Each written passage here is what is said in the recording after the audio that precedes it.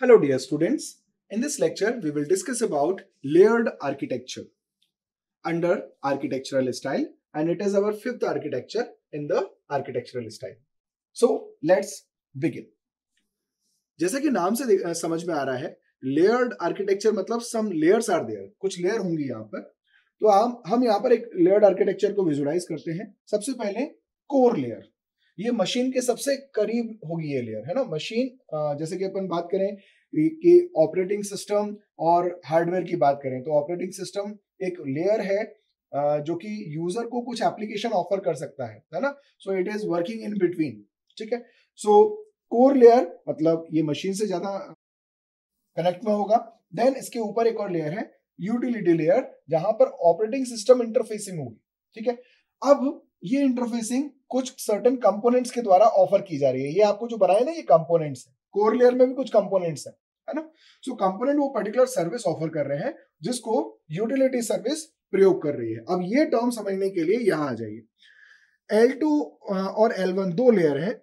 L1 पहले layer जो बनी है वो लोअर लेयर कहलाएगी और ये सर्विस ऑफर कर रही है. What is doing? It is just offering the services to layer 2, and what L2 is doing, it is using the services. L2 is using the services offered by L1. So दोनों context लगभग same ही है ना. एक offer कर रहा है, दूसरा उसको प्रयोग कर रहा है. सो यही स्ट्रेटेजी यहाँ पर फॉलो होगी.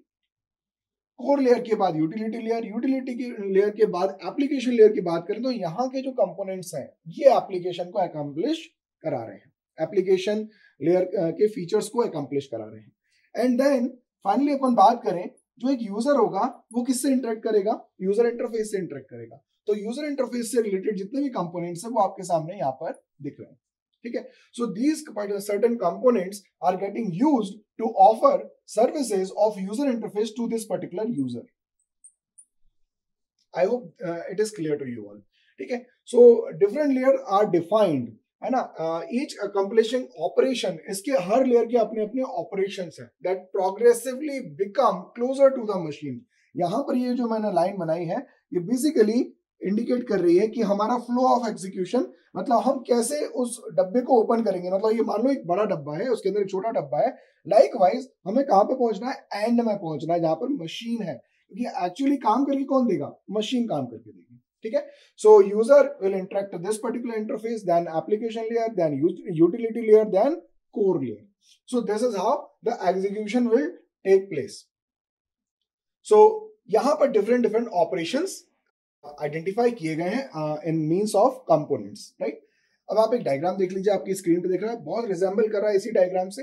तो यहाँ पर भी वही कोर लेयर है, देन यूटिलिटी लेयर है, एप्लीकेशन लेयर है एंड यूजर इंटरफेस लेयर है. Components are there. So components वो particular feature of functionality provide कर रहे हैं. So that's it with layered architecture. Thank you.